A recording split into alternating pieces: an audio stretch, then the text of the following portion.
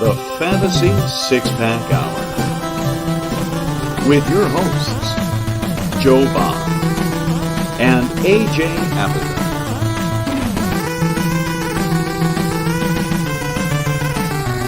Touchdown!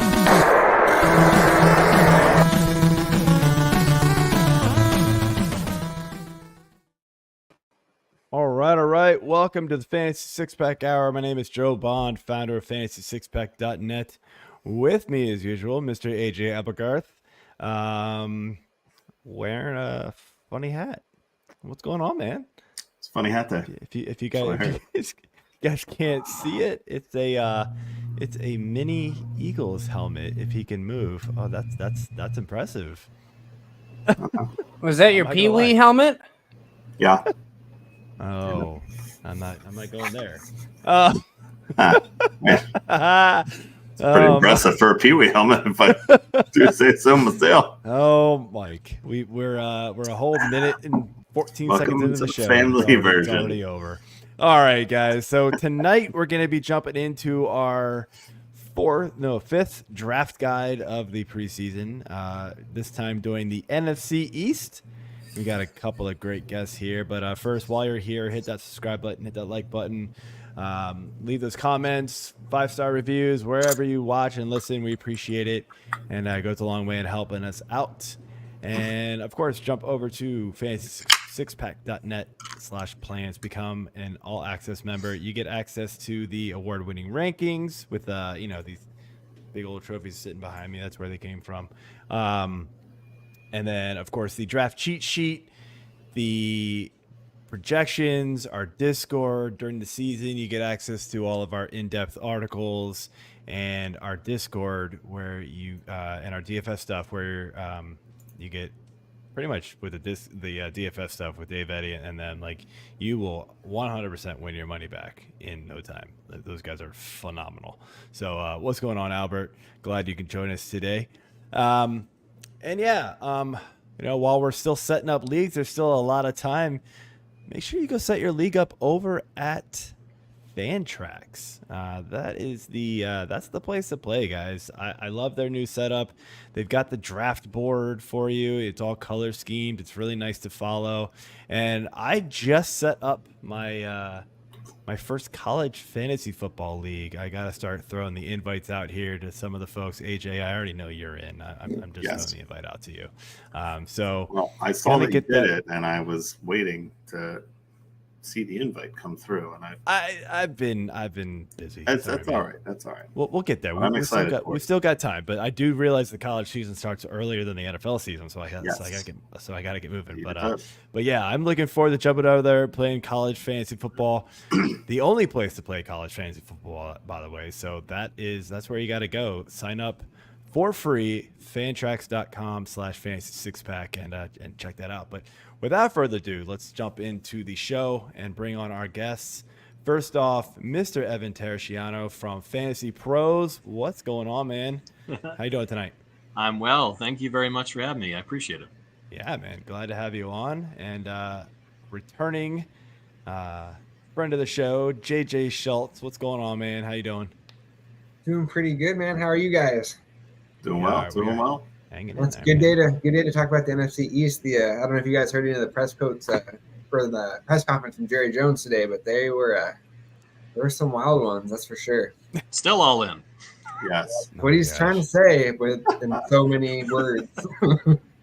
As an Eagles fan, the local radio station here, 94 WIP, always has to highlight the Jerry quotes and replay them to death, and it's hilarious. I mean, Joe, Evan, I don't know about you guys, but I think Jerry still being alive and kicking and an owner is probably one of the best things in this division for our three teams. So it absolutely is. It's great entertainment, and I hope he keeps it going.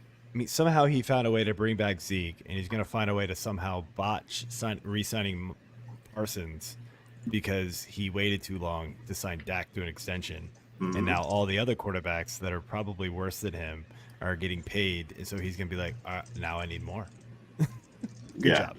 So, yeah, it'll be fun. So, Alrighty, so let's jump into things here with our NFC East. And so we're gonna be. Oops, I had my slides going. Where the hell did they go? Oh my gosh! Should I just All start right. singing Fly Eagles Fly? I know. That's I where always we're starting, right? forget to do this ahead of time because And I appreciate that we're starting first with the Eagles. Let's start the show. I know we're gonna get it out of the way early, so And then, we know how much time we have to make up later because AJ will ramble for about 30 minutes on each question here. So, starting with the Philadelphia Eagles, first question here is Jalen Hurts finished his QB2 last year. Despite this offense just really kind of tumbling down the stretch, right? A lot of it was the tush push really just kind of carrying momentum for him, really kind of helped him stay afloat here. But, if you look at the numbers here on the screen and we've got weeks 1 through 9, the Eagles went 8-1. He was still QB2 behind Josh Allen, but 23.7 fantasy points per game. All the numbers were better. Like passing percentage was better, yards per attempt were better, TD to interception ratio was better. The only thing that wasn't better was his rushing touchdowns between then and weeks 11 through 18, where the Eagles went 3-6. So, just Evan, we'll start with you. Kind of where do you have Jalen Hurts ranked right now? And sorry, and I rank myself number one. If that is there counts. is there any concern with him entering this season? I'm still pretty high on Hurts. Funny enough, I was just wearing a Scott Fishbowl T-shirt not all that long ago, and took him as the second selection in that league. I still have Hurts as an unquestioned top 3 option at the position. I mean, if you want to kind of nitpick really any of the top 5 quarterbacks, they all have at least some flaw that you can point out. And if you want to, cast a finger at the fact that Hurts might not get as much goal line work with Barkley there, you might want to say that with Kelsey retiring as the center, how more effective or less effective will the tush push be? There's going to be things to point out, but I think from an overall standpoint, in terms of the cast that's around him, in terms of the reliability and the consistency generally that he has ordinarily displayed, I know obviously Graf here aside, I trust him. I don't envision them falling apart in the same way that they did down the stretch. I think that they have a bit of a renewed energy coming into this season, and really expectations should be quite high to not only win the division but push deep into the playoffs. So I, again, expect a fairly well-rounded season. You might not see the same gaudy rushing totals that he's posted in the past. That may or may not obviously go down with the presence of Barkley. But again, as a Giants fan, I can tell you, Barkley sometimes doesn't show up for a full season. So, so expecting him to make the full 17 games might be a bit of a fool's errand there. And the amount of compensation that Hurts can do with his legs to having a bad game occasionally, I still view him as a top selection. Yeah. JJ, your quick thoughts? Yeah, I mean, not a lot to add to that. I mean, I agree with him there. The rushing floor, it definitely brings up the fantasy. It brings up his fantasy floor there. I'm optimistic about Kellen Moore there. I was of the mind that I thought he should have been kept in Dallas, and I kind of want to see him get a head coaching job. I feel like last year was just kind of the year from hell for the Chargers, so I don't really feel like that was super reflective on what Kellen Moore is actually going to do. So I'm optimistic to see what Jalen Hurts does in this offense. I think that we are going to see him pass a little bit more, and I think you're going to see a lot of success. You look at some of the numbers Dak was able to put up with Kellen Moore calling plays. Again, I'm optimistic. I think that there's a chance that Kellen Moore could be in the mix for the Eagles head coach if things don't go really, really well this year for them. Yeah, obviously I'm in on Jalen. Last year was a disappointment as an Eagles fan, even through those first 10 weeks. They were 8-1 showing here on the chart, but it's really through week 13 that that they were 10-1, and it was. I just picked the bye week. It was a good. Break. That works. That works. And they had that good middle season bye week too. It was a perfect split. Yeah. So I like the I mean, obviously, I like that they were winning the games early on in the season, but it was just a tale of, sort of two halves. And, pre-bye week, post-bye week here for him. He just wasn't picking up the blitzes, and I don't know if that was on him, if it was on the coaching. Again, the local radio, depending on who the pundit is, goes one way or the other. But from a fantasy standpoint, he's still going to get you rushing yards. Piggybacking off of what Evan said with Saquon there, yeah, I think he's going to dip into that a little bit, but there are games where he does disappear. There's games where I don't think he's going to be a focal point. And we'll talk about him in a little bit, but I love Jalen this year. I'm excited to see what he can do in this new offense. And really, coming from him and the wide receivers, both A.J. Brown and Devonta Smith, from their interviews from training camp this week, basically they're just talking about how it's just terminology. They're just trying to learn the terminology with Kellen Moore. But football is football. So the plays are all the same. Doesn't matter what the team is. It's just who calls it what. So I think this offense is still in good hands with Jalen. And these first few games are going to really tell, how the season's going to go, in my opinion. Yeah, I mean, my real quick take, you guys have said everything that I kind of have been thinking too, Evan. All your points are super valid, and I agree with all of them. The risks there with Saquon and the loss of Kelsey are huge question marks, right? That's something you've got to consider when you take him. My thing is okay, so Saquon may take a couple of the red zone touchdowns away from Jalen, but does it open up the passing game a little bit more because defenses now have to, focus a little bit more on Saquon? Does the check down to Saquon on first and second down, which is something he really never had with his other running backs, they weren't really that kind of running back. Maybe Swift a little bit, a couple years ago, but we all think Saquon's better, right? Yeah. So there's that. So I think we're going to see the passing return to more what we saw in weeks 1 through 9, if not slightly better. I think those rushing touchdowns, to expect 15 again are probably is a little too ambitious. Could it happen? Absolutely. But I also wonder, look, that tush push was so effective. If it could be that effective again, if they're on the 2-inch line, why not throw? Why not just run it again? Why give it to Saquon and have him try to run 4 yards for a touchdown instead of having to go, 2 inches? So that's the way I think about this situation. So next question, AJ. Yeah. So speaking of Saquon, if you're just now joining us, Saquon Barkley is now an Eagle. You may have heard that before tonight's show. You living under a rock. Evan, I'm sorry.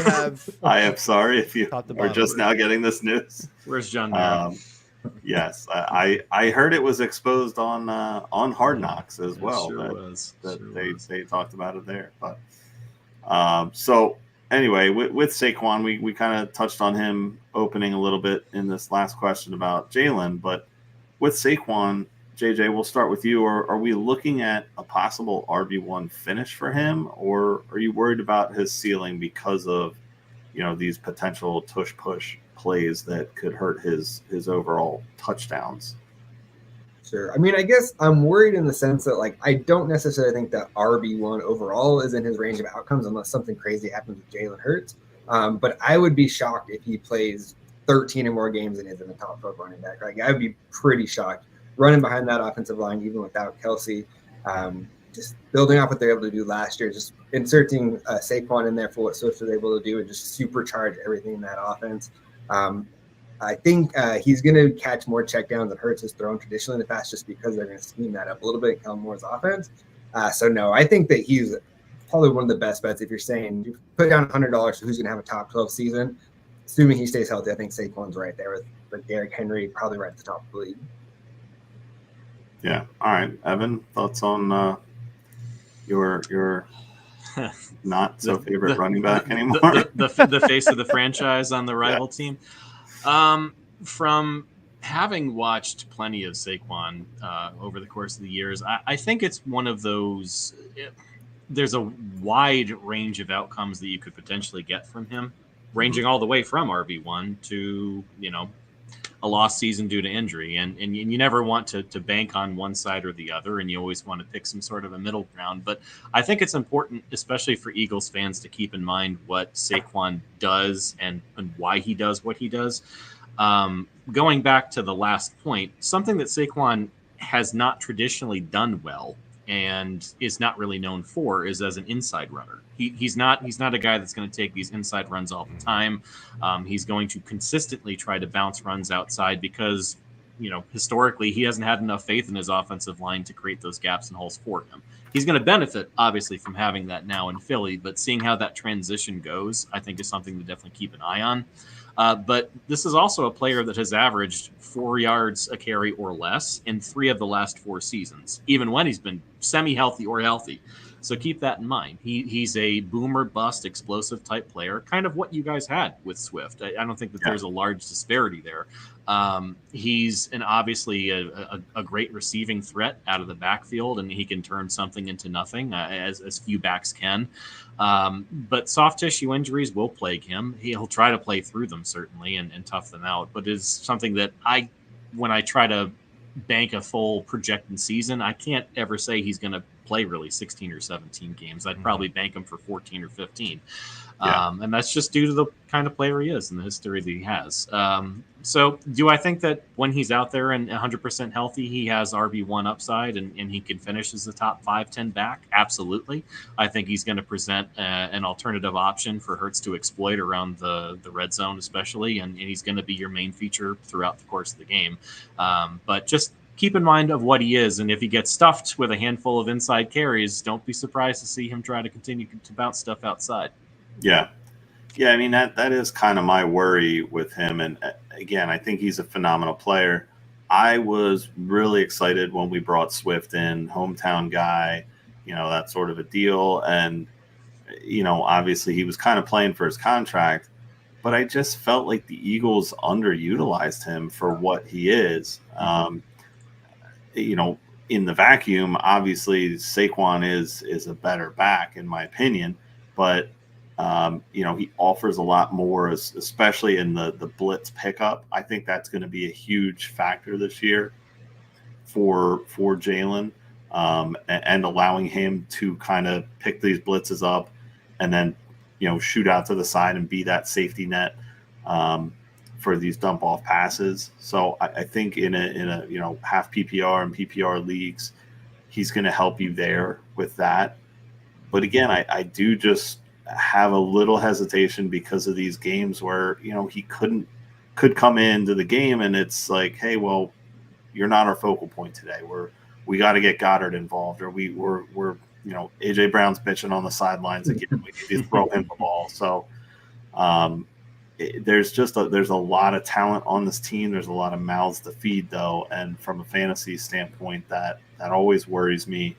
And I'm fearful of the games where he's going to be a 10 to 12 touch guy instead of 18 to 20, which would be nice. I don't think they're going to do that every week. Plus, they want to keep him fresh for the playoff push. Assuming that that's where they're headed this year. So, Joe, any other thoughts on Saquon? First thing, I am still massively impressed that helmet is still on your head. Second,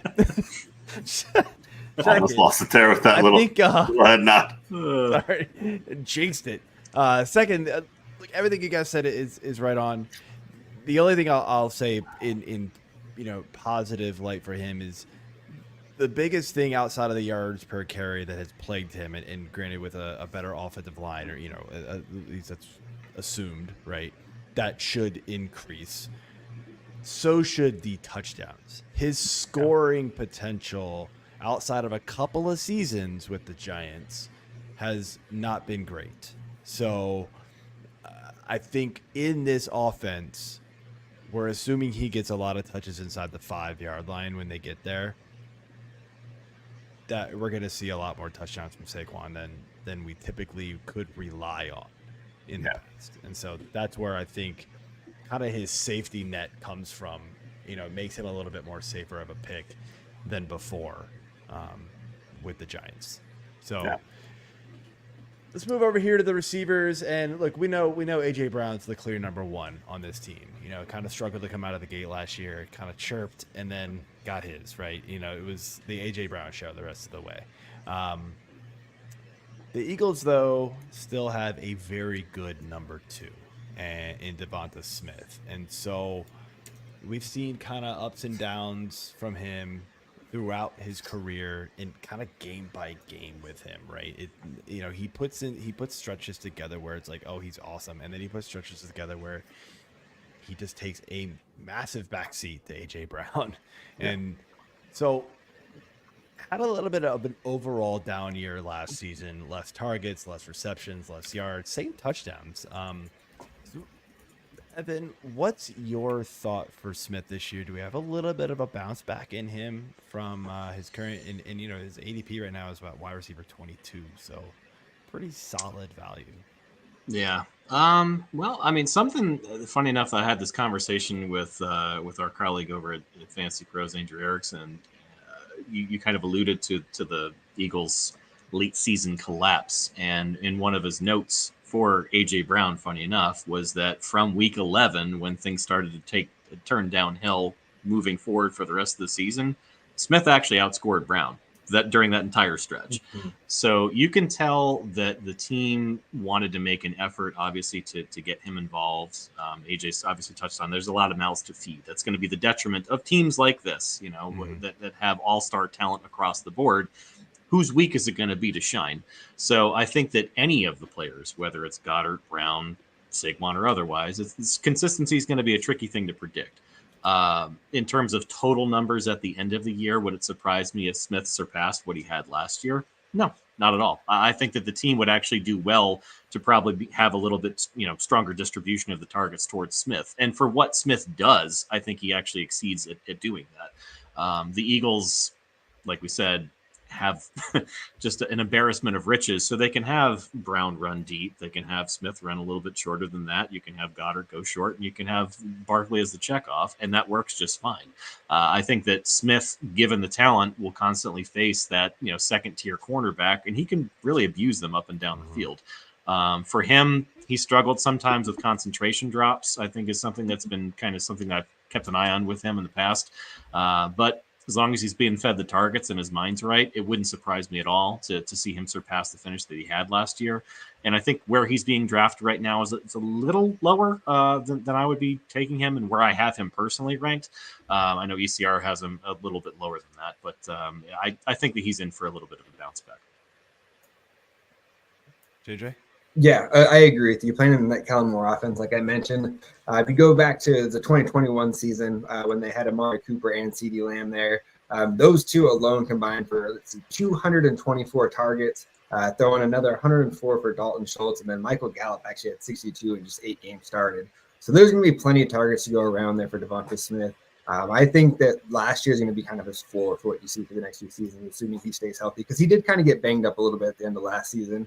But yeah, as long as he's healthy, he's going to be one of the best wide receiver twos you can have in fantasy as well as real life. So yeah, I'm all in on the Eagles offense this year from fantasy, as much as that pains me to say. It doesn't pain you. Stop it. You love it. You love it when it wins you money. That part is nice. I will admit that. Which was great. Like when they played the Chiefs in the Super Bowl, betting against them won me a lot of money, and that was yeah. Now Devonta is awesome. I mean, not much else more to add to what you guys have already talked about. I will say, on my way to work today, I was listening to his press conference at training camp, and he's just so even keeled. Like nothing seems to faze him, and you get that. He was there, the star receiver, Devonta Smith, and they're like, what do you think about that when you're called star? He's like, I don't even hear it. All I hear is receiver. Like, that's my job. either a star or not, you still have a job to do. You go out on the field and you do your job. That's what it is. You don't make the plays, then that's where, you know, you're hurting yourself, you're hurting your team. So it was refreshing to hear. They actually asked him specifically, like, how is it that you're this good but you're not a diva like everyone else? So it was pretty interesting. But Joe, if you have anything else to add, or no, I mean, you know, I think Devonta Smith is you know, a mid to high end wide receiver 2. The floor does kind of scare you with him, though. I don't think it's quite as high as some of these other wide receivers 2s, though, that could be out there as far as fantasy wide receiver 2s, because he's not the wide receiver 1 on his team. Yeah. And so that is the risk with him, and why I've got him kind of right around that ranking of wide receiver 22. So it's hard for me to move him ahead of some of these guys who are the number 1 on their teams and are clearly going to see, you know, the lion's share of the targets for their team. Now, Smith sees plenty, so you know, he's fine. But yeah. So, all right. Well, let's move it into to Evan's territory here, and we'll start talking about the New York Giants, and we'll start off with their quarterback, Mr. Danny Dimes. So back in 2022, Daniel Jones finished as QB9. Last year, he only played 6 games due to the injury.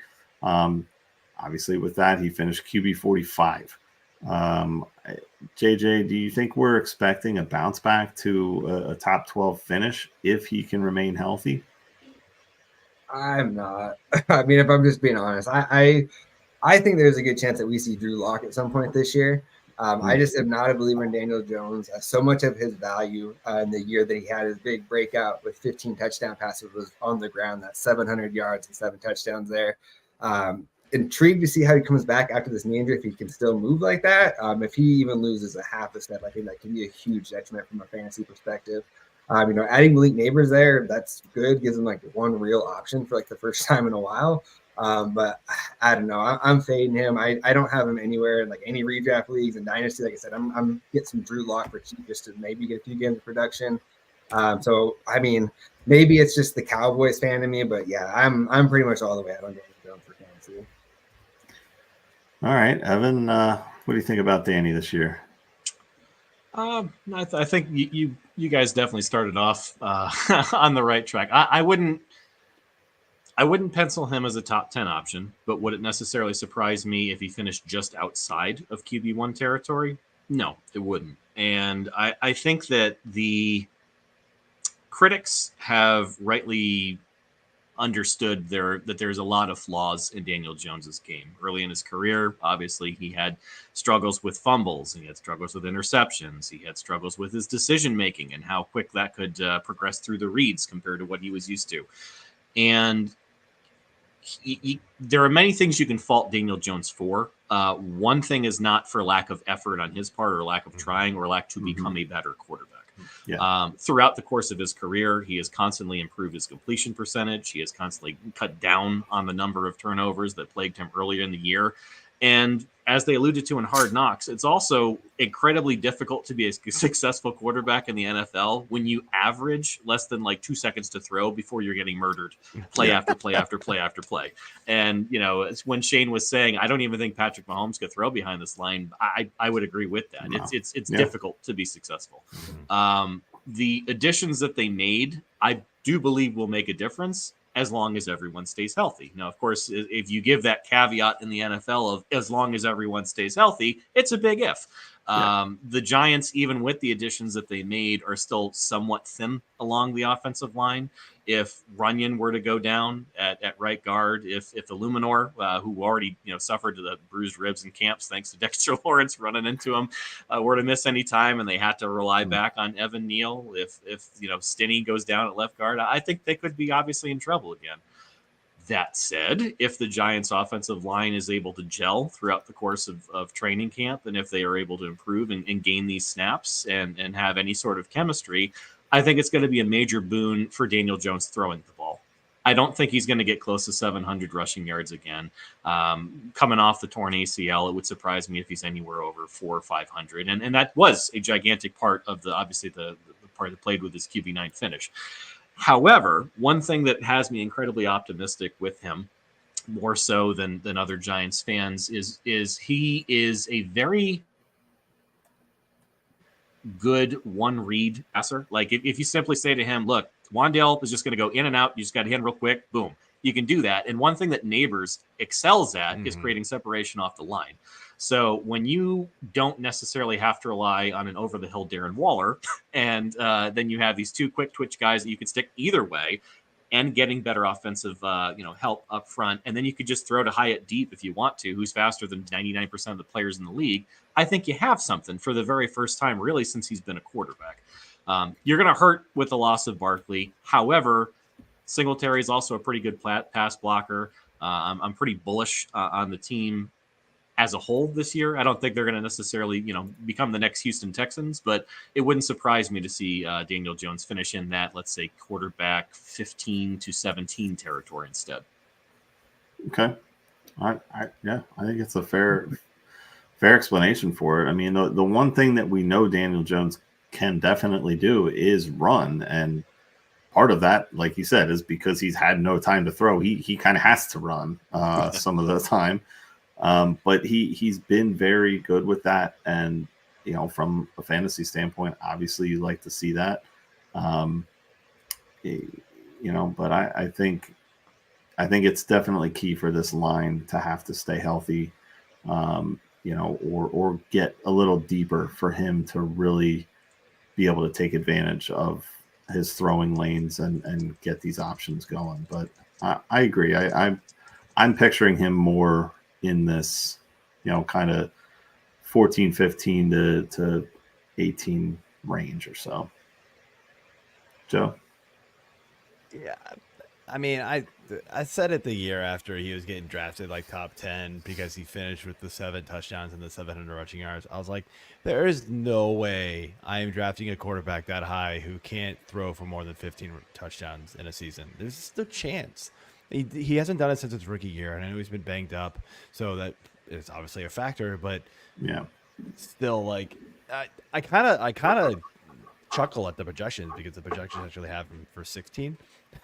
And you're like, all right, they're just like 15 plus 1. Like, yeah, like we're just gonna give it to you. So yeah, I don't know. I'm not. He's nowhere on my radar. There's no, even in the Superflex league. I really would rather go somewhere else. So he's like a solid QB3 in a Superflex league. Like if he's like your bye week guy, like you can feel okay about that. But he's not someone I want to count on every week. No, absolutely not. So let's move over here to the running game that we talked about slightly there. And so it's Devin Singletary, the guy they brought in to replace Saquon. Not Saquon level talent, but Singletary surprised a lot of people last year and did very well over there in Houston. And so he comes in as the clear projected running back 1 for this team. Evan,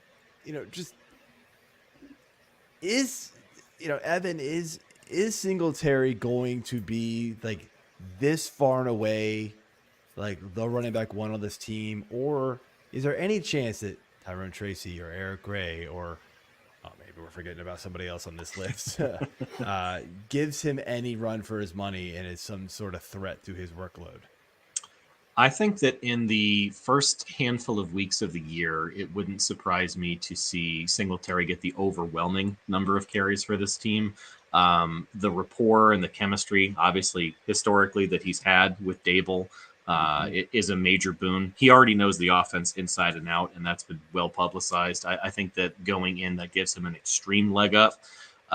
Eric Gray is going to be really more of a ghost in this offense. I wouldn't necessarily worry about him in any kind of contention to Singletary. Tracy, though, is someone that I was extremely thrilled that they drafted. I actually have him as my RB5 in this particular draft class. I was higher on him than some. The major knocks on him going into the draft was the fact that he's an older player. He had a COVID year while he was at Iowa, so that added on a little bit of time that's there.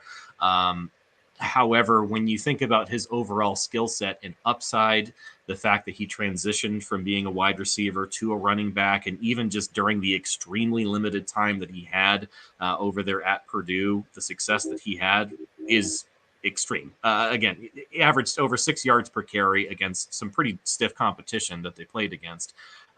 People are oftentimes going to compare him to Antonio Gibson, given the fact that that's kind of the track that he had as well. But size, speed combination, he's 5'11", he's 210, he's the prototypical size that you're going to want to have in the backfield. He's extremely shifty in space. He's already had first team reps, which I think that's something that really flew under the radar already in training camp. So it wouldn't necessarily surprise me to see Singletary take him underneath his wing, show him a handful of tricks. And by the time that we get later on in the season to having this be a, let's say, 60-40, 55-45 split, the team, from every single beat reporter that I know and have spoken to very closely, is very high on Tracy. I don't think that's getting enough publicity. The fact that he's also going to probably double as the team's kick and punt returner in leagues that happen to have that, I think is just going to be gravy on the cake. A lot of people, kind of slept on him a bit in Scott Fishbowl going back to that. So was happy to also take him there. Yeah. JJ? Yeah, I actually agree with you. Tyrone Tracy, I think I had him in like the teens, and I felt like I was high on him compared to consensus. So all the way up at 5, like that's bold. I love it. The one thing I will say on the projections is if he ends up taking that third down role, I think the 13 catches on that projection, that's a little bit low. I wouldn't be surprised if he's pushing that closer to the 20-25 mark, assuming he's healthy for all 16 games. That being said, though, I do think Devin Singletary is actually in a really good spot for fantasy this year, and he's getting drafted at a really fair price. I think he has a good chance to outperform that ADP. So yeah, I think he's like a good bet for like an RB2 finish, but he's someone I'd feel better about if I'm putting him in as like a flex play more often. But yeah, Tyrone Tracy, especially Dynasty, he's the guy that I really want to go get. The one thing I will say on Eric Gray, I did like him coming out last year, but without an injury to Singletary, I don't think there's really any path to do much. But on the chance if he did go down at some point, assuming they don't add someone else to the roster, I do think Eric Gray could put up decent fantasy numbers. So if you have like a deep best ball league, one of your last picks, throw him on the bench. I don't think that's a bad idea if you do draft Singletary early. Ooh. That'd be a super risky pick at best ball, man. You just riding with a lot of zeros. That's tough. I mean, this is Devin Singletary's backfield, as you guys said. I think the one thing that's going to hurt him, he's going to get tons and tons and tons of volume, even when they start mixing in Tracy more. Singletary's at this draft range where he's going, he's the safest for the volume play at that range of running backs that's going. The worry is, again, the offense that he plays in. And so, Singletary or Saquon struggled in this scoring in this offense. Singletary is equally going to struggle. And so that's why he is clearly going later and rightfully should be. So, AJ, any thoughts? And then we can move on. No, I mean, you guys have all hit it on the head with Singletary. I think he's definitely the lead dog here for the first, umpteen games of the season.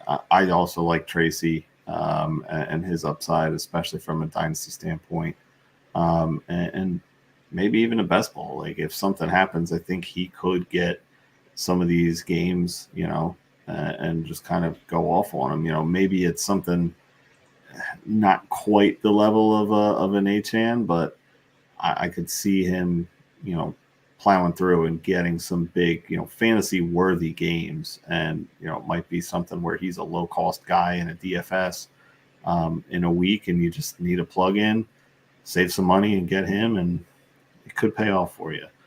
But one guy that I think definitely will pay off for you is Malik Nabers. And he is obviously their main rookie pick, first rounder.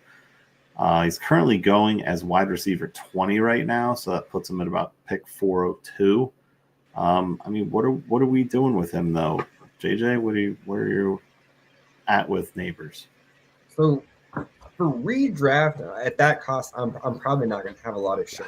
I just pulled up Fantasy Pros ADP and just kind of looking at the guys that are going around him. So the two pass catchers directly ahead of him, Trey McBride and Amari Cooper, and then directly after him are Mark Andrews and Zay Flowers. I would prefer all four of those guys over Malik Nabers for a redraft league. So at that price, there's just the other players that are going to be on the board there for just a 1 year league. There's a lot of guys I'd rather go. There's a chance Nabers could just volume his way into like a low-end wide receiver one season, but like I said, I'm not big on Daniel Jones. An intern that makes me not super confident in any of these guys this year that are catching passes from him. So Dynasty, I'm all in on that, but as far as it goes for redraft 402, I'm pretty much out at that point. Okay, Evan, what do you think about the Rook? I'm trying to provide you my unbiased opinion as much as I can with him. I think that it was said best that in the last 15 to 20 or so draft classes, he would have been the number one wide receiver. If you didn't have Harrison Jr. in front of him or contending with him, if you want to view it that way. His talent is pretty extreme, and the most constant comparison that I have seen thus far, which I think is a pretty good comp in terms of his overall talent and skill set, is going to be like a Jamar Chase. I think he has a lot of attributes that mirror that, and you're going to hear a lot of these LSU guys, whether it's he's the early version of Odell Beckham Jr. or be it as it may. There's nothing that Nabers can't do. And can't do really, really well. He can run short routes, long routes. He can, make ridiculous catches, make defensive backs look foolish in open space. The biggest question with him is just going to be simply who's under center and how often the team can get him involved. I think that he will be, without question, their focal point. You've seen that already from training camp. The number of plays that they are going to go out of their way to get the ball into his hands. One thing that I think is really important for people to understand this year, as opposed to perhaps the last couple seasons, is the fact that Dable's going to be calling the plays this year. There was a little bit of back and forth last couple years about, is it going to be Kafka? Is it going to be Dable calling it and he's the one holding the scorecard, but it's really Kafka's plays or not, or this or that or that? It's going to be Brian Dable calling the plays this year. And he is a pretty underrated play caller in my estimation in terms of his ability to get the ball into playmakers' hands. It's something they couldn't do last year, number one, just because of the offensive struggles. But I think that, again, if the offensive line holds up, and that's simply the entire Giants season, if the offensive line can hold up, you'll see Daniel Jones be able to progress through his reads more. You'll see Nabers be involved more. You'll see the fact that the team has, again, a pretty good up and down system with Hyatt, Robinson, and Nabers. He's going to be the volume hog, though. It would not surprise me at all if he's going to catch 85 passes this year and certainly lead the team in pretty much every single receiving statistic. So where he's going, I think, is fair, and keeper in dynasty leagues, it's going to be through the moon. All right, Joe, anything to add? I'm a little hesitant to take him at draft cost, kind of like JJ. There's a lot of guys going around him who, and maybe it's just me playing it too safe. I do think Nabers has, a lot of risk there. I love the talent. Again, it's just, it's the Daniel Jones factor. Unfortunately, It really is. When you only throw 15 touchdowns in a season, like unless 10 of those go to, or 8 of those go to Nabers, which is very possible. I think he's going to struggle to kind of, keep up costs there. And with that offense struggling in a lot of 3 and outs, right? You were going to see that from the Giants time and time again. So if if the offense can't stay on the field, no matter how good Nabers is, he's going to struggle. And so, he's going right around that Devonta Smith range. We talked about him, like Devonta Smith, right? Give me Pittman, like those guys. That's where he's going right now. And so I'd much rather take those guys over Nabers, no matter how super talented Nabers is. Other players around you do make a massive difference. So especially when you're a receiver, you need a good quarterback. Usually.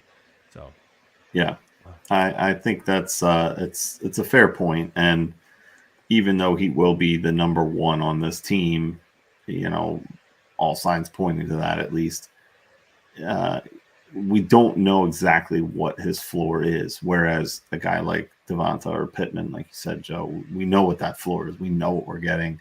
it is safer, but sometimes safe wins you the game.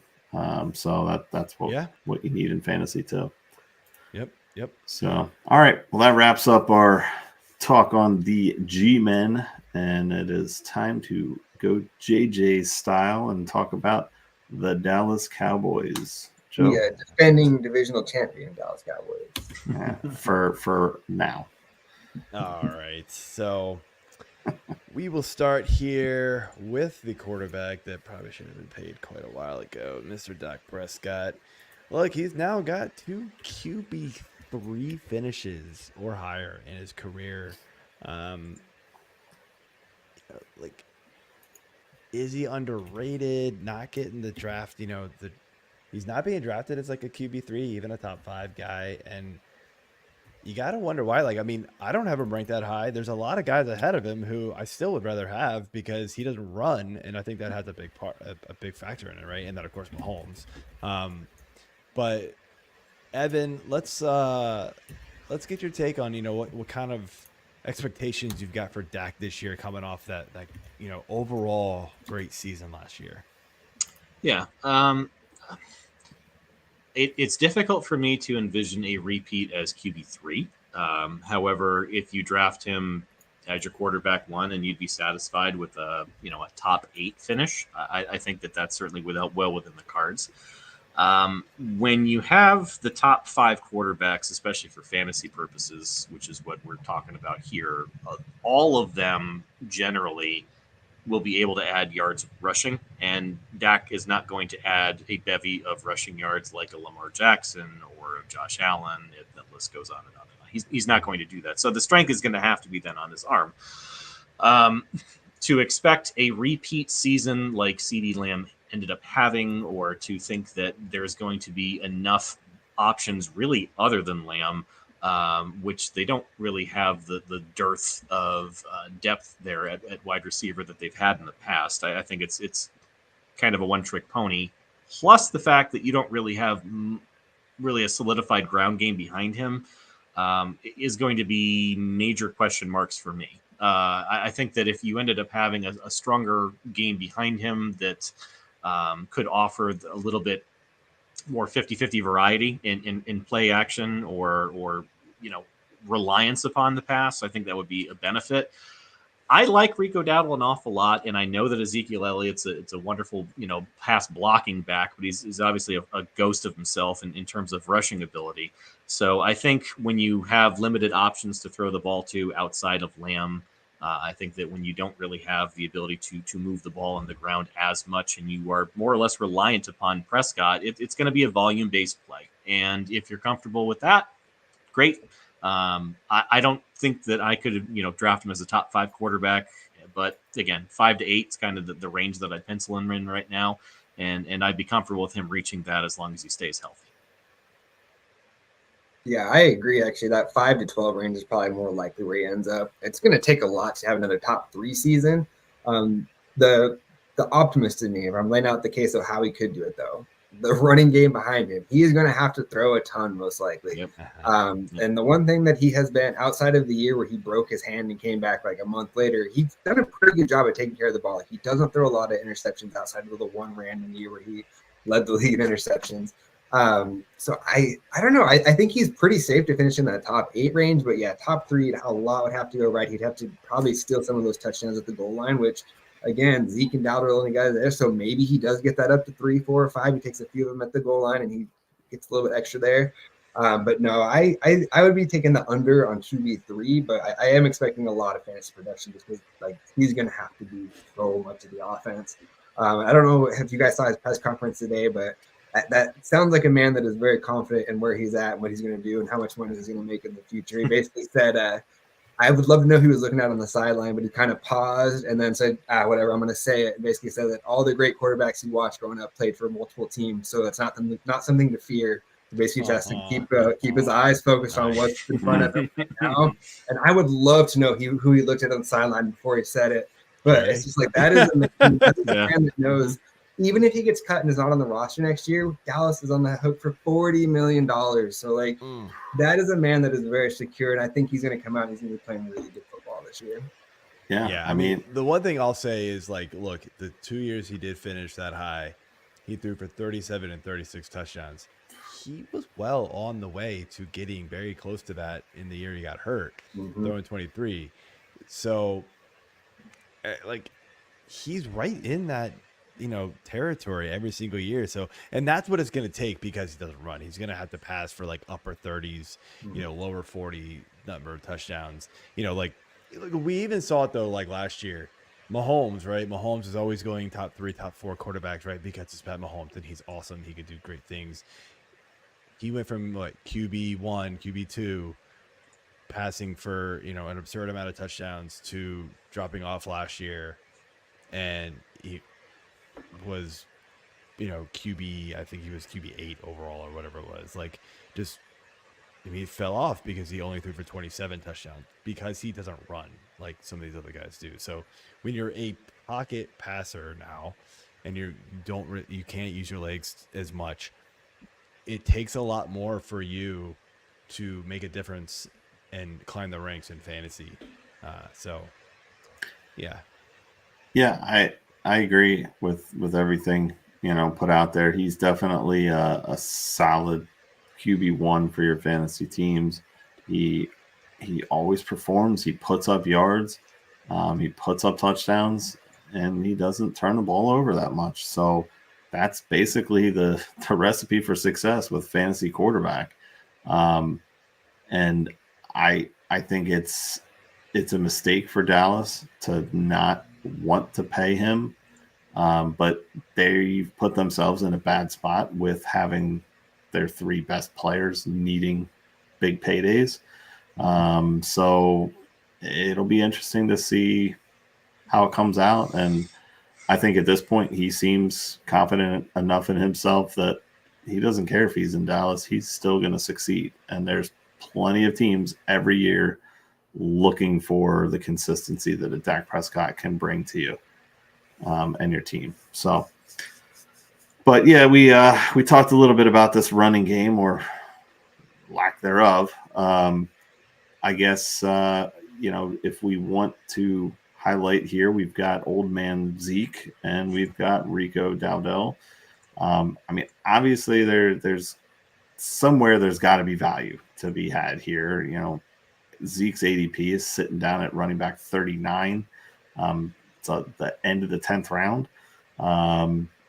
And Dowdle is running back 47 right in the beginning of the 13th. So JJ is the resident Cowboy expert here. Which value do you think is more valuable? And I think I have to lean Zeke in round RB39. I'm not feeling super confident in either of these guys for fantasy this year. I think they could eat into each other and it could be a little bit frustrating from week to week. The one thing that really gave Zeke a lot of fantasy value down the stretch is he was catching a ton of passes for the Patriots. It's tons of little dump offs. And I don't know if he's going to have that same amount of just volume with the way that Dak plays. Like, he likes to push it downfield. Obviously, he has Ceedee down there. I'm big on a guy we'll talk about a little bit later, Jake Ferguson.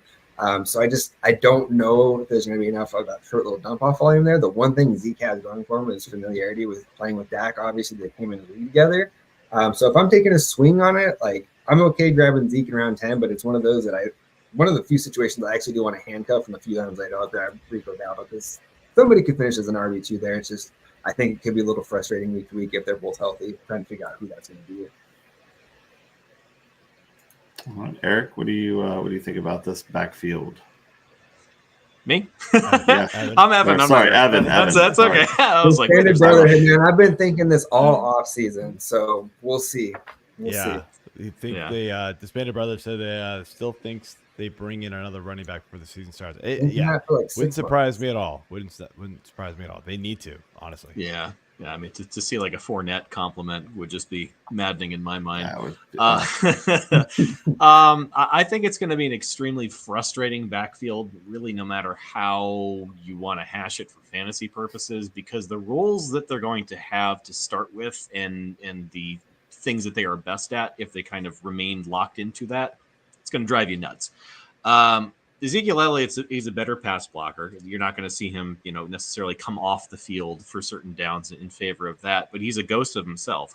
Outside of really short yardage, you want to use him as the pass catching running back. I mean, he's certainly adept at doing that, but I don't want to knock on Dowdle either because he's also an adept pass catcher. So it's not like you couldn't do that with Dowdle. Would it shock me to see Dowdle take over early down work and for, Zeke plays like the penciled in traditional third down back as the pass catching specialist, but as the guy that you could churn out these short yardage runs with, siphon off all the touchdowns in the goal yard where, the goal line work. Yeah, I could see that happening. So it's going to cap, touches for Zeke, but it's also going to cap touchdown upside for Dowdle, and it's going to kind of drive you a little bit crazy. Barring an injury, I think probably, the better fantasy play of the two is probably going to be Zeke because of the touchdowns. But I don't necessarily want to take anything away from Dowdle. I think that one thing that Derek Brown and I are both higher on is the talent upside for him. He's really never been given the chance, but we saw that, never been given the chance with Tony Pollard last year, and we all know how that kind of worked out. So I think having a compliment's a good thing. I think that if they ended up relying and kind of passing the torch to Dowdle and then sprinkling in Zeke, it might be the best for the team. But again, Zeke still has his strengths as a pass blocking player, and I don't think you can necessarily take him off the field for that or short yardage work. All right, Joe, anybody jumping out to you? Just pure draft costs. I'm going Dowdle. I'm staying away from this running game purely. Yeah. Like, this want nothing to do with it. I took Dowdle and Scott Fish. I forget what round. It was super late. It was just kind of like, I don't trust Zeke, so why not? Like, yeah, it's like, what's the harm? He was like my RB, like 6 or 7. Like, it didn't really matter at that point. But, he went quite a few rounds later than Zeke, and I'm very comfortable taking that chance over, picking Zeke over a few other guys who, in his range, it's not a great range of players with where Zeke's going. But I'd rather take chances on like a Jerome Ford over Zeke easily, and he's going one pick in front of him, in ADP right now. Like, that's crazy to me. Like, Zeke does not belong in that conversation. If Chubb misses time, Ford, we talked about it on the AFC North show. Like, if Chubb does really miss a significant amount of time, Ford is going to be awesome, and he's going to blow this ADP out of the water. So, give me those types of guys over Zeke any day. That's what I've got. AJ, you ready to move on? Yeah, let's go for it. Finish off here with this receiving core, and of course, CeeDee Lamb, we know, is the man here. Not a lot to say here about CeeDee Lamb. We know, wide receiver 1, probably in fantasy in 95% of drafts.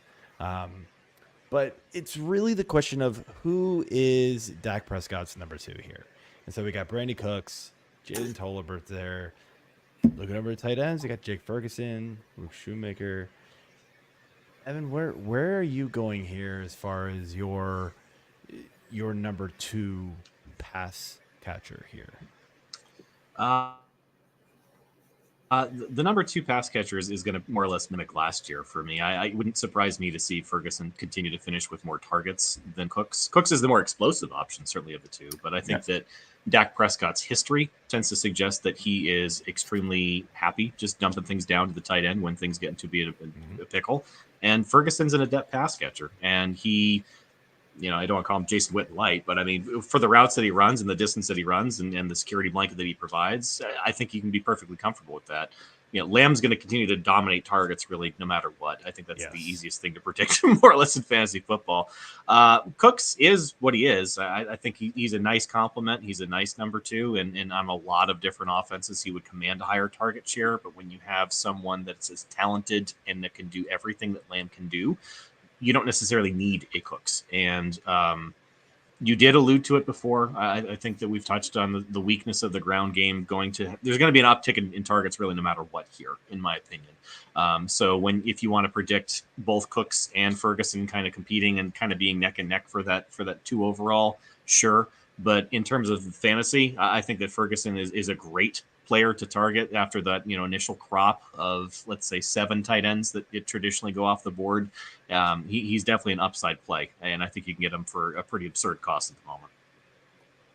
Yeah, I agree. Ferguson is a clear number 2 option in this offense for me. I mean, looking kind of at the projections they have here, I honestly think they're low. I mean, that would be having him drop in receptions, drop in yards, and then have the same amount of touchdowns. I would be shocked if he doesn't improve on all three of those numbers from last year.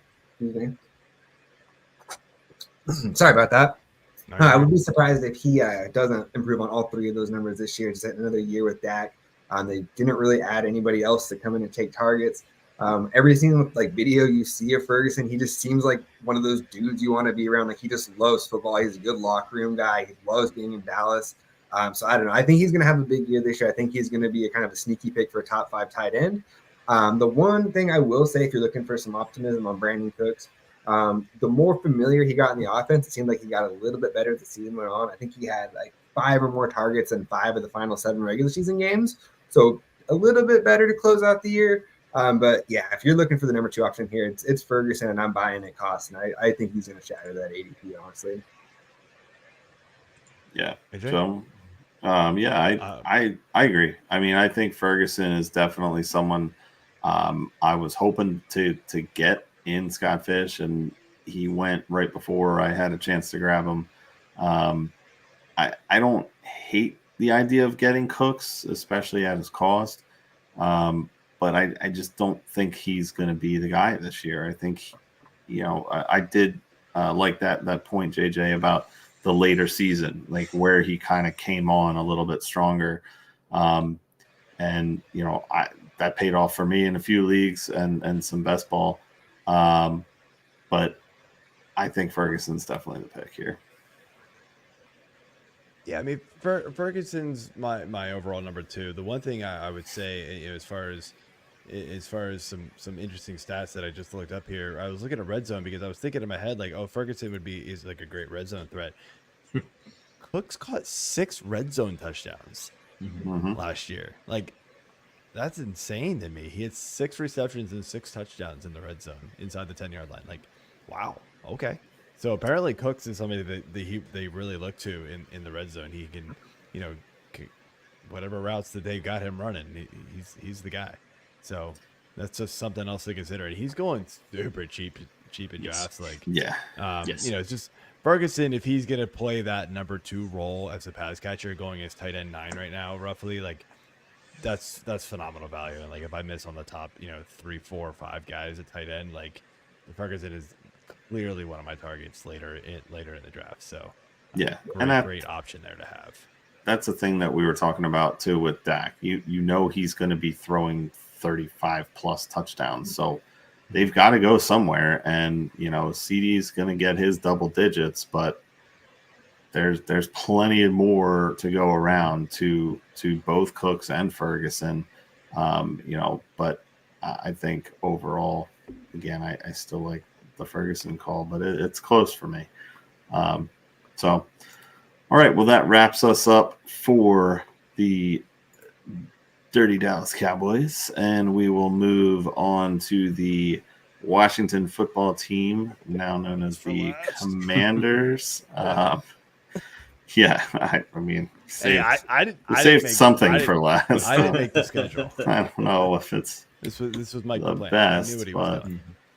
Yes. So, all right, JJ, we'll start with you on this. Are you all in or all out on rookie QB Jayden Daniels going into this year? So the cop out is I'm somewhere in the middle, but if I had to pick one or the other, I'm closer to all in than all out. I'll say that. I do think he's going to have a pretty good season. I think the 540 yards and 5 touchdowns, I wouldn't be shocked if he goes above that, honestly. Yeah, I was going to say the same thing. I feel like that feels like pretty conservative on that. Got a pretty good cast of weapons to work with, honestly. Terry McLaurin, Jahan, Dotson, I think they're both going to have solid years there. It's a decent 1-2 punch at running back, so it's actually set up pretty nice for him to have some success compared to a lot of guys that get picked that high in the draft. Weirdly, Caleb Williams, this is a weird year that the top guys are having decent situations right away. But so I'd say closer to all in than all out. But he's a guy that in super flex, if I can grab him as my QB2, I'm feeling great about the upside of that. Good luck with that. Yeah. Evan, what do you think on Mr. Daniels? I am very bullish on him. I think that the lone caveat, kind of going back to JJ here, with him, that I'm hoping and praying, and I know that it's been obviously been a bug in his ear, is just be smart when you run. in the NFL compared to especially some of the hits that he took at LSU where he was crushed. And that's in college. And I think that, if he does that again, it's going to be Richardson 2.0 here. You're going to see a very short tenure for Daniels. And you hope that's obviously not the case. But just to please be smart when you're running and be a lot more like a Russell Wilson that can just take the yards that are given, and I'm just going to scooch out of bounds. Don't be a hero because, number one, you don't have the frame for it. You don't have the frame of a Newton or a Richardson or anything like that. You're a very lithe little guy. That's my biggest concern, especially the speed of the game translating for scrambling rookie quarterbacks. They will look to option number one. They might look at option number two. And if that doesn't work, they're going to take off running because that's what they could do. And that's what they've had success with in the past. So I'm bullish on him for fantasy purposes, especially crushing those rushing totals there. I think he's going to be extremely successful with that. And the other thing that I think is a little bit underrated about Daniels is the accuracy, especially downfield, and how that plays to the strengths of this team. McLaurin and I think Dotson could explode this year. I'm really, really, really big actually on Dotson as a major sleeper. I think he was criminally underutilized in past years for this team. McLaurin's fantastic. He is what he is. But I think that the target share, I'm hoping and praying will go up for Dotson because the two of them, and even there was a quick video that happened today in training camp of just a near flick of the wrist from Daniels hitting Dotson deep on 30 or 40 yard touchdown, and Dotson blew past the defender. So definitely a sleeper of mine. I've been high on both these guys for quite some time, and I'm just, like I said, I'm high on him as long as he can be smart with when he rushes. Yeah, I mean, the one comp you would look at is RG3. He was a little bit shorter, I believe. A little bit shorter. Little shorter by a couple inches, but weight-wise, they're about the same. Mm-hmm. And we all saw what happened to him, and I don't want to see that happen to Daniels. So I definitely think he needs to be smart with the ball, needs to take care of it, needs to not take these big hits that these guys are going to want to lay on him to welcome him to the NFL. But I do like his upside. I think that he was the right pick for this team, and I think that he's going to be a good leader for them moving forward. Obviously love him in Dynasty, but I like the weapons he has as well. So yeah, I mean, I'm all in on two of these division quarterbacks now because Scott Fish. I took Hurts with my first pick, and then came back and wrapped around with Daniels. Got that rushing QB upside here with the super flex and the new scoring. Yeah, I mean, look, you guys said it all. Daniels, the rushing total is what really you're looking for here. Staying healthy is big. The accuracy and his arm is not being talked about enough. It is all there. It's just going to be whether or not he can adjust to the NFL game, stay healthy. But I am cautiously, optimistically all in, if that's a thing to say. So I also don't want to get too excited as a Commanders fan because I've had my feelings hurt way too many times lately. So we're good. And I'm just now getting back in now that Snyder's gone. So let's move on. All right. So Ekeler and Robinson.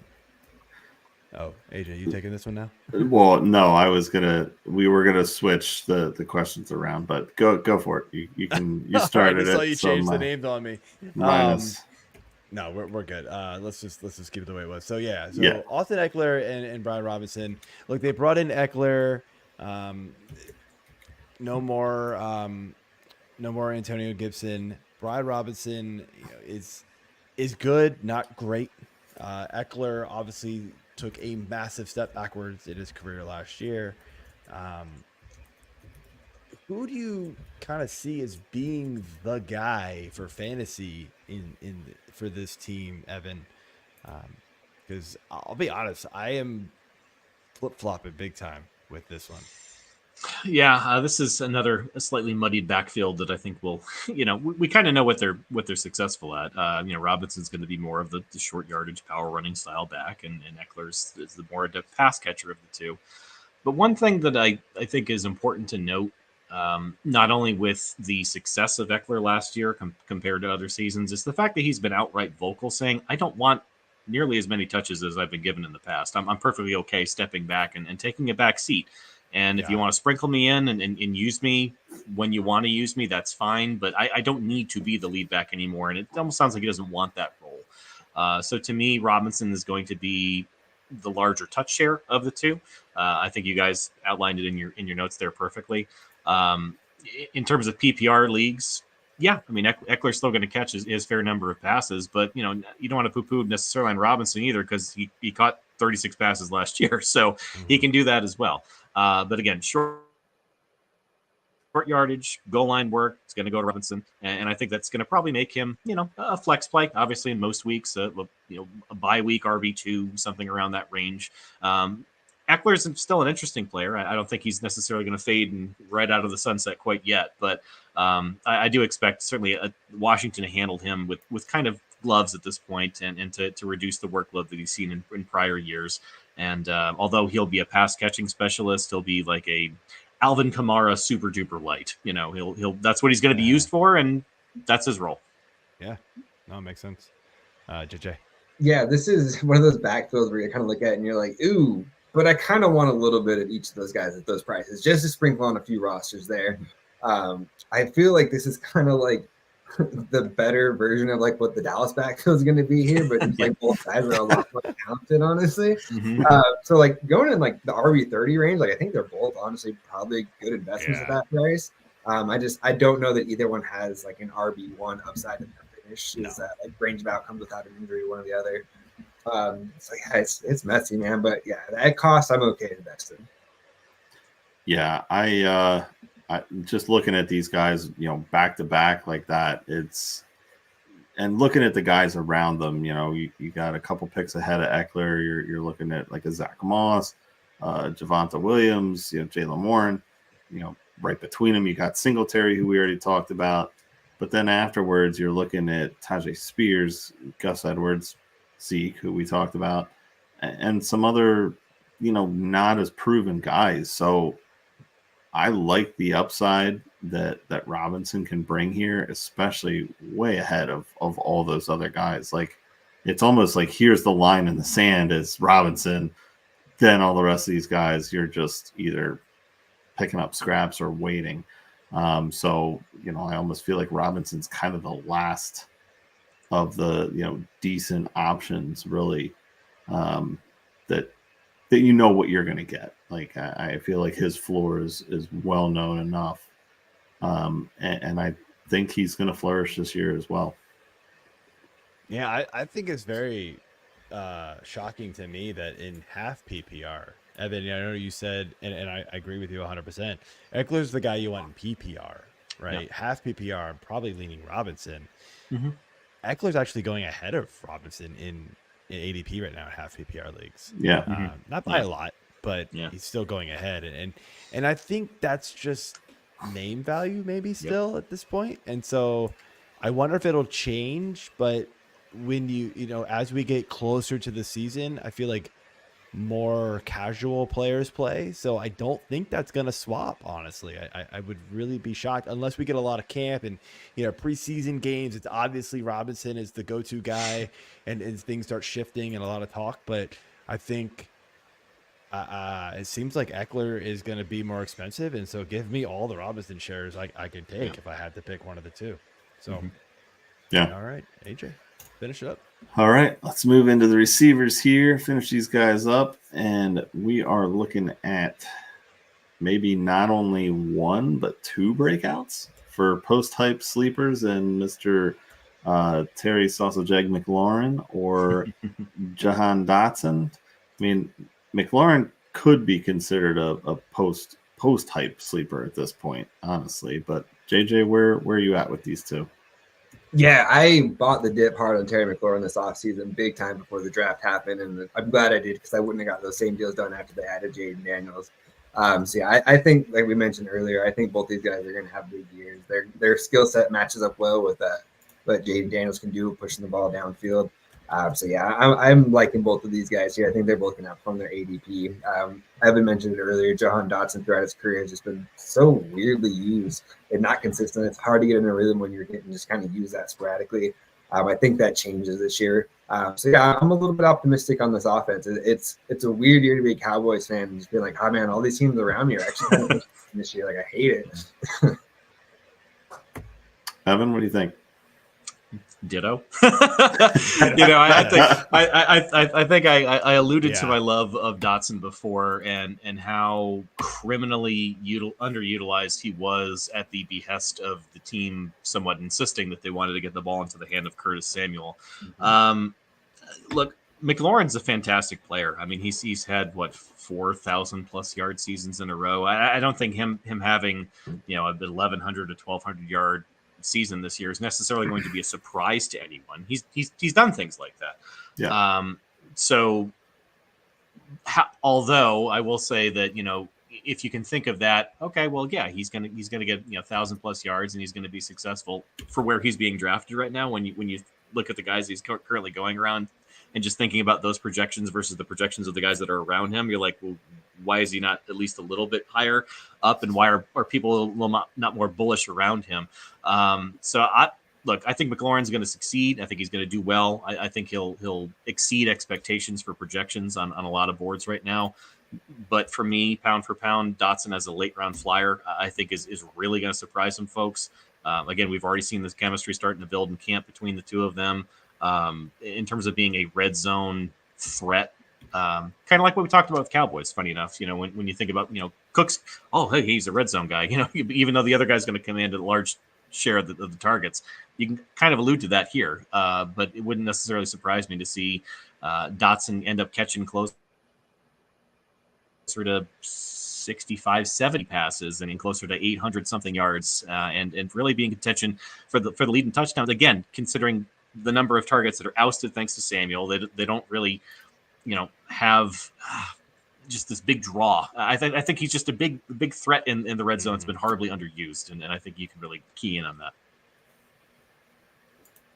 All right. Yeah, I mean, Joe? I was a big fan of this draft pick a couple years ago. Yeah. Wife's a big Penn State fan, saw a lot of the games. Dude's just a playmaker, man. He just goes and gets the ball. It's fantastic. Totally underutilized last year. That was a weird offense that they were running last year. Quarterback play wasn't great. Offensive line was in shambles. I don't know if that's really going to get a whole lot better. But look, I think the other thing that's not being talked about enough is the fact that they're bringing in Cliff Kingsbury to be the offensive coordinator. And this is just going to be a spread out offense. They're going to be all over the place. And I mean, going back a little bit to Daniels, like that's the perfect offensive coordinator to bring in for Daniels. He's good with those like young running quarterbacks, Yeah. And so I think we're going to see a lot of that transition to both these guys having very good seasons. And you're telling me right now I can get Dotson in the 14th round? Yeah. Oh my gosh. I mean, come on. He's going after Adam Thielen. Like, no way. Give me Dotson 100 times out of 100 over Adam Thielen right now. Just no way. I'm sorry. So, all right, AJ, any last things to add here? Or no, I think we're ready to move into the wild card. All right. So yeah, what we've been doing, Evan, is finishing off each of these division draft guides with our wild card players. And so what this is kind of your player who has, a wide range of outcomes, somebody who's being drafted at a spot where they can, it's risky-ish enough to where but they could be a league winner or they could completely bust for you and, just bottom out for you. So Evan, we will start with you. Who is yours? Well, I would think, without giving this too much thought here, somebody specifically for the Giants that I want to throw at folks is Wan'Dale Robinson. I think that when you take a look at him league winner. I don't think he's going to win you your league. I don't think he's necessarily going to be the next CeeDee Lamb or anything like that. But in terms of giving you pretty absurd return on investment value compared to where he's currently being drafted, especially like we alluded to with where Nabers is going, and God forbid something happen. I think that he's going to greatly outproduce a lot of the projections that I've seen right now. ECR on Fantasy Pros has him somehow ranked as the wide receiver 74. Yeah, I don't see that. I think he started to come on last year, and you started to see some glimpses as to why the team was quite so high on him, and the fact that they can also use him going back to some questionable backfields and how people can also be used in the backfield. You can give Robinson some touches in the backfield, and I don't think that the Giants did that quite enough in the past. Wild card players, again, Dotson, obviously I'm high on if we're just specifically talking about the NFC East players. I think that, again, just in terms of where he's going versus what I project him to do, there's a large disparity there. So those are probably my top two picks. All right. JJ, who is your wild card player? First, I just wanted to comment on the helmet. That is an actual life-size replica of Bryce Young's helmet that he has there on top of his head. Right there. Actual. I mean, that's a normal size helmet. AJ's has a really big Sure. Big old dome. So for me here, we just kind of touched on it a little bit. So for me, it's Austin Ekeler. I think that's going to be a committee side. I don't think that RB1 is going to be in the range of outcomes. But if you're telling me that Austin Ekeler from 2021 and 2022 is back, he's probably not going to get back over 200 carries, and he had 13 and 12 rushing touchdowns. That's probably not coming back. But is there a world where he's got that step back that he lost last year, and he goes for, 160 carries and 75 catches? Like going in the 30s for the RB 30s. That's a guy that could turn around and he could win your league at that. That being said, there was times last year where he just looked like he was absolutely cooked, and I cannot think of many instances where running backs have looked like they've lost that much. And then he was one of the slowest guys out there. It was unbelievable. So it's just, I could see him being completely worthless, and you're telling me that by the end of the year that Chris Rodriguez is the number 2 running back on that team. He's past Austin. That wouldn't be the craziest thing in the world either to me. Just have to say after what I saw last year. I think Ekeler is really good and fits this definition really well. AJ. Whew. I really don't want to be the homer pick here. But I kind of have to be. It's expected of me, and I'm wearing this weird helmet, so I might as well. I'm going to go with Saquon. Obviously, I have my hesitations that I mentioned earlier in the show, but like DeAndre Swift, Saquon Barkley, also a hometown guy, played at Penn State as well, has family in the area, and he has more motivation on his side than DeAndre did just coming home to play for the hometown crowd. He's playing for the hometown crowd and against his rival team. And that they didn't want to pay him because they paid Danny Dimes so much money that they didn't want to pay a running back, to be that much money. They didn't want to pay him that much money as the running back and have all that money tied up. So they lost out. So I think there's added motivation for him. Again, I still think there's going to be games where he disappears, but I think he can easily be a league winner. Joe, I stole yours. So yeah, you did. So I'm going to pivot to my number 2 here, and I'm going Malik Nabers. And so the reason why I'm picking him is, look, he could legit turn out a Justin Jefferson type season. Would it surprise anybody? I don't think so. He's got that talent. He could be that good. He's going to garner that much target share in that offense. So the upside is there for him. The downside is that this offense could just be miserable. And, we've said it a lot when we went through the Giants part here. That risk is there for every player on this team because of who's under center. And this offensive line is just the pit still. He's going ahead of some really good players, some guys who are legit already established players in the NFL. So you could miss on some pretty good players by taking him in the 4th round.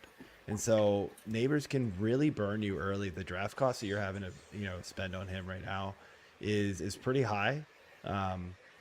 He could easily outperform it, but I also think we could see, we've seen some of these rookie receivers come out recently, and they've not been great, no matter how good they are. Yeah. So, all right, that is it for the show. I want to thank you all for coming on. Before we let you go, though, let everybody know where they can find you and what you got going on this upcoming season. Evan, we will start with you. Yeah, joined Fantasy Pros this past season after Die Hard's kind of up and ended there, unfortunately. But I've been having a wonderful time with Fantasy Pros so far. All my content's going to be featured over there. You can find me on X now. I guess it used to be Twitter at roto_wizard. That's my Twitter handle. Been doing this for 15 years or so now. So then you're going to find me on SiriusXM on different kinds of shows. I know Bob's still going to plan on bringing me on guest segments there. And look forward to sharing my work with everybody as always. Yeah, great stuff, man. And absolutely worth a follow there. And thank you for coming on. Yeah. Thank you so much. Thanks so much, Evan. Appreciate it, guys. Thank you. Yeah, man. And JJ, you can let us know. You were here last week, but hey. Yeah. If you're following this channel right now, that you'll see anything else I post on here. Basically, everything comes through Fantasy Six Pack, and then you follow me on Twitter there, on X, Twitter, Dino NFL down here. Anything that I do, I'll retweet out through there as well too. So that's the best way to stay up to date with everything there. All right, sounds good. And thanks again, guys, for coming on. We will have to do it again soon. Absolutely. All right, have a good night. Yes. All right. So, AJ, I think that is it for this week's show. Whoops. Did we bring somebody on here? Yeah, Evan's back. Mike, what are you doing? Victory laps. Thanks Mike again for having me, guys. Yeah, thanks, Evan. All right. Mike, what are you doing over here? All right. So, that's it. I think next week. My apologies. Next week we are doing the NFC North, and I'm looking forward to doing that. So unless you got anything to add, AJ, I think we can close it out. I would just like to add that I'm very impressed that the helmet stayed on all day. I am too. I'm I would take a bow, but then it will not. I'm waiting for you to show I will me, because the it's not attached. All right. You're welcome, people. All right. Have a good night. Things everybody. I do for the show.